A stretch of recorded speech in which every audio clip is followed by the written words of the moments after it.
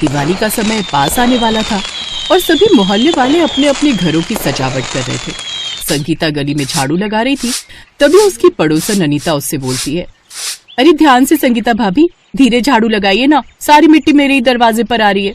अच्छा, मैं तो घर के बाहर झाड़ू लगा रही हूँ और तुझे इतनी दिक्कत है तो खुद ही साफ कर ले। तभी उसका पति अनुज बोलता है, अरे भाभी, वो मिट्टी आकर दरवाजे पर बैठ जाती है ना, इसीलिए वो बोल रही है। तुम मर्द लोग तो बस बहाने बनाना जानते हो। एक तो वैसी दिवाली की इतनी साफ सफाई करके मेरी कमर दुख रही है, लो आओ खुद ही आकर सफाई कर लो। इसी तरह उनके बीच लड़ाई का टॉपिक शुरू हो जाता है। तो वहीं दूसरी तरफ रंजना का घर था। वो अपने दरवाजे के सामने झालर टांग रही होती है, जबकि मदन साइकिल पर आ रहा होता है। वो झालर मदन के मुंह पर लगती है। ओफो, जरा देखकर, तुम्हारी झालर से मैं भी गिर जाता तो मुझे चोट लग जाती। अच्छे से जानती हूँ आपको, आप हमसे चिढ़ते हैं क्योंकि हमारे घर की सजावट आपके घर की सजावट से ज्यादा सुंदर दिख रही है ना। वहीं थोड़ी आगे इसी तरह दो और औरतें आपस में झगड़ रही थी। तुम हर बार ऐसे ही करती हो रुचि, कोई भी घर आता है तो धुलाई के नाम पर हमारे घर के आगे कीचड़ कर देती हो। लो भाई, अगर सफाई नहीं करूँ तो कहोगी कि गंदगी है, और सफाई करूँ तो कहती हो कि कीचड़ कर दिया। पता नहीं तुम्हें क्या प्रॉब्लम है मुझसे। इसी तरह पूरे गली मोहल्ले में सब अपने अपने घरों की साफ सफाई और सजावट के चक्कर में एक दूसरे से लड़ रहे थे। तो वहीं गली के बच्चे आपस में एक कोने में पटाखों की चर्चा कर रहे थे। मेरे पापा तो इस बार मेरे लिए रॉकेट लाएंगे। अरे रॉकेट क्या, मेरे पास तो 500 रुपए वाले बम है। इस बार तो हम अच्छे से धमाके करेंगे। मैं तो खूब सारे अनार और बम पटाखे जलाऊंगी। तो वहीं कुछ बच्चों ने तो अभी से ही पटाखे जलाना शुरू कर दिया था, जिससे अड़ोसी पड़ोसी परेशान हो रहे थे। ओफो अनुज भैया, ये बताओ आपको परेशानी क्या है? आप बात बात पर क्यों मुझे ही ताने सुनाते रहते हो? पहले तो मेरे को ही ताने सुनाते हो और अब मेरे बच्चों के भी पीछे पड़ गए। देखो तो क्या किया बच्चों ने, यहाँ पर पटाखे जलाकर गंदगी कर दी है, जिससे हमारे घरों के सामने कितने पटाखों का कूड़ा हो गया और कुछ तो घर के अंदर भी चला गया। उफ, मेरा ही बच्चा कमीना है जो मेरी बिल्कुल नहीं सुनता। चलो बंदर। इस तरह लड़ते झगड़ते दिवाली का दिन भी आ जाता है और इस दिन मोहल्ले में गुस्से की जगह मिठास की बोली सुनाई देती है। ये लो अनीता भाभी, आपके लिए मैं ये खास रसगुल्ले लेकर आई हूँ, आपको पसंद है ना? अरे संगीता, इतनी सारी मिठाई, मुझे तो लगा था सुबह के झगड़े की वजह से तुम गुस्सा हो, लेकिन तुम्हारे चेहरे से और मुंह से तो इस वक्त मिठास ही निकल रही है। अरे भाभी, आपको तो पता है आस पड़ोस में तो ये सब चलता ही रहता है, लेकिन तीज त्योहार पर तो प्यार और प्रेम से ही रहना चाहिए। उधर रंजना भी मदन के लिए मिठाई लेकर जाती है। लो भाई जी, आप और भाभी मिलकर खाइएगा, आपके लिए आपकी पसंद की बर्फी लाई हूँ। शुक्रिया भाभी, वैसे वो सुबह वाले झगड़े को मन पर मत लेना, वो तो बस ऐसे ही। अरे नहीं नहीं, ये सब तो चलता ही रहता है, लेकिन आप भी तो सबसे पहले मेरे लिए मिठाई लेकर आते हैं, सब लड़ाई झगड़े भूलकर। और वैसे भी आज तो त्योहार का दिन है, इसलिए आज तो मैं बिल्कुल नहीं झगड़ना चाहती हूँ। वैसे भी आप मेरे सबसे फेवरेट पड़ोसी हो। इसी तरह रेनू भी महेश को मिठाई देने जाती है। ऐसे रुचि और सुनीता भी एक दूसरे के घर मिठाई देती हैं। त्योहार से पहले जहाँ सभी लोग आपस में लड़ रहे थे, वो सभी त्योहार पर एक दूसरे के साथ खूब प्यार से पेश आते हैं। फिर त्योहार खत्म होते ही अगले दिन फिर से उनमें सफाई को लेकर लड़ाई झगड़ा खत्म हो जाता है। लो संगीता भाभी, त्योहार खत्म हुआ नहीं कि फिर से तुमने कूड़ा मेरे घर के सामने करना शुरू कर दिया। रोज की तरह तुम्हारे ये ड्रामे फिर से शुरू हो गए।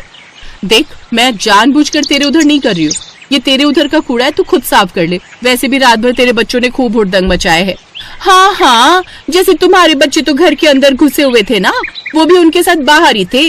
इसी तरह ये खट्टी मीठी नोकझोंक फिर उस नटखट मोहल्ले में शुरू हो जाती है।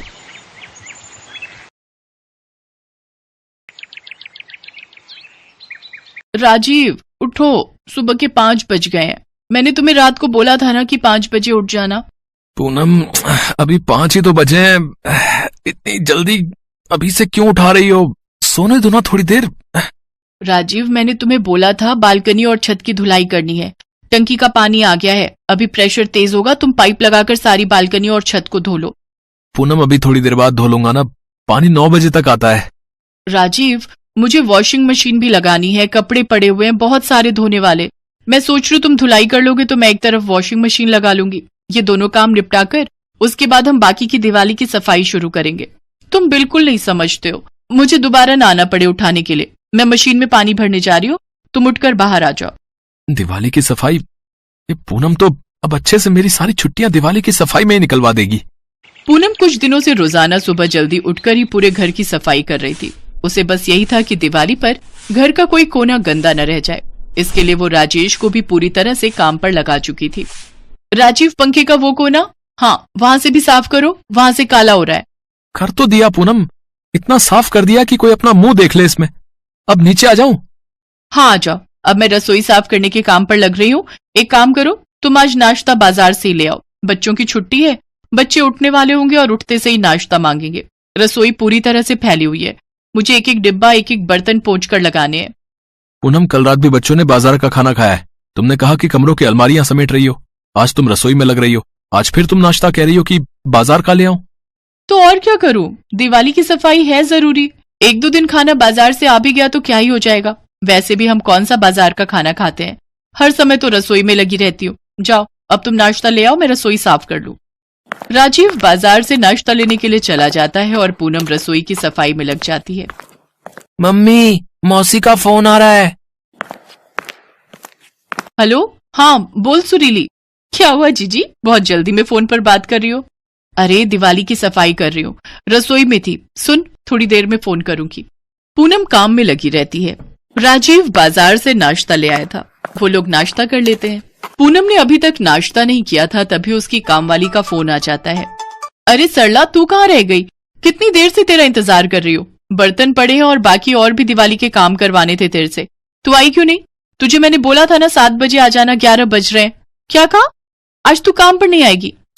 ये तो तेरी बहुत गलत बात है। दिवाली की सफाइयों के बीच में तू गायब हो जाती है। मुझे सब पता है तेरी चालाकी। तूने दिवाली का कोई बड़ा काम पकड़ लिया होगा। हाँ ठीक है, कल 7 बजे आ जाना। पूनम, तुम्हारा भटूरा ठंडा हो रहा है, खा लो, बाद में काम कर लेना। अभी खा लूंगी, रख दो। कोई नहीं, गर्म कर लूंगी माइक्रोवेव में, रसोई निपट चुकी है। पर काम वाली छुट्टी पर है, इसलिए बर्तन कर रही हूँ। सुनो, मुझे बाहर की गैलरी करनी है, छत पर कपड़े सूख गए होंगे तो वो ले आओ जरा। 2-3 दिन तक पूनम दिवाली की सफाइयों में ही लगी रही। उसने न अपने ऊपर ध्यान दिया, न राजीव के ऊपर और न ही बच्चों के ऊपर। उसे तो बस घर को साफ करना था। इस बीच शैंकी और चिंकी क्या खा रहे थे क्या नहीं खा रहे थे, इस पर उसने कोई ध्यान नहीं दिया। मम्मी, मुझे भूख लग रही है बहुत तेज। दिख नहीं रहा अभी सारे घर के जाले उतार रही हो। एक काम करो, फ्रिज में ब्रेड जैम रखा है, वो खा लो। राजीव को भी अपने काम आज ही याद आएंगे। छुट्टियों में भी चैन नहीं है कि कम से कम मिलकर दिवाली की सफाई करवा लेते। पता है आज धनतेरस है, सारे घर के पर्दे बदलने हैं, सोफे के कवर बिछाने, कितने सारे काम हैं। मम्मी, मेरे पेट में बहुत दर्द हो रहा है और पॉटी भी पतली पतली आ रही है। कोई बात नहीं, थोड़ा पेट साफ हो जाता है। आने दे, पतली आ रही है तो। अभी मैं जाले उतार रही हूँ, परेशान मत कर।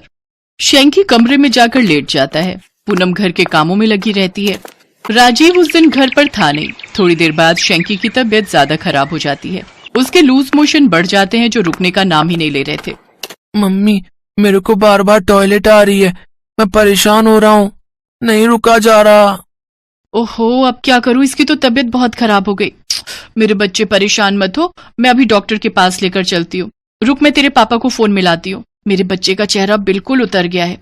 कुछ देर बाद राजीव आ जाता है। वो और पूनम शैंकी को डॉक्टर के पास लेकर जाते हैं। बेटा, आपने क्या खाया था? कब से है लूज मोशन? मैंने भटूरा छोला खाया था। मम्मी, वो जो कल भटूरा बच गया था वो रसोई में रखा था, मुझे भूख लग रही थी, मैंने वही खा लिया। शैंकी बेटा, वो तो 1 दिन पहले का भटूरा था। कोई बात नहीं, शायद इसी वजह से बच्चे का पेट खराब हुआ है। पेट में इन्फेक्शन है, घबराने की कोई बात नहीं है। मैं इंजेक्शन दे देता हूं, उससे बहुत जल्दी आराम आ जाएगा। और बाकी मैं 2 दिन की दवाई दे रहा हूं, कल सुबह तक ही आराम आ जाएगा। डॉक्टर की बात सुनकर पूनम अब तक समझ चुकी थी कि गलती उसकी ही है। राजीव और पूनम शैंकी को दवाई दिलवा कर घर आ जाते हैं। तू कमरे में लेट, मैं तेरे लिए खिचड़ी बना देती हूँ। गलती मेरी ही है। दिवाली की सफाई के चक्कर में मैंने अपने बच्चों पर ध्यान नहीं दिया और आज बासी खाना खाने की वजह से शैंकी के पेट में इन्फेक्शन हो गया। इसका पेट खराब हो गया। चिंकी बेटा, तू भी फालतू की चीज मत खाना। मैं तेरे लिए सब्जी के साथ अभी रोटी बनाकर देती हूँ, वही खाना। सॉरी राजीव, मैंने तुम्हें भी बहुत परेशान किया। मन मत खराब करो पूनम, शैंकी अब ठीक है, देखो उसे आराम है। हाँ मम्मी, अब मैं बिल्कुल ठीक हूँ। अब मुझे बार बार टॉयलेट नहीं आ रही। अब मुझे जल्दी ठीक होना है, कल दिवाली भी तो है ना मम्मी। हाँ मेरे बच्चे, सुनो, तुम भी सफाई का काम छोड़ दो, ठीक है? जितनी हो गई। साफ ही तो है घर। जब तबीयत ही ठीक नहीं रहेगी तो घर साफ होने से क्या होगा? सेहत है तो सब कुछ है। मैंने तो सीख लिया है, जितना शरीर से बन पड़े उतना ही काम करो। बिल्कुल ठीक जीजी, सारा दिन सफाई सफाई कर करके देखो जरा शक्ल पर 12 बजा रखे हैं।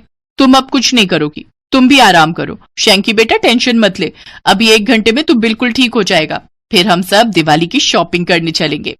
मौसी, डॉक्टर के इंजेक्शन से मैं बिल्कुल ठीक हो गया हूँ। मेरा बहादुर बच्चा। हाँ मेरे राजा बेटे,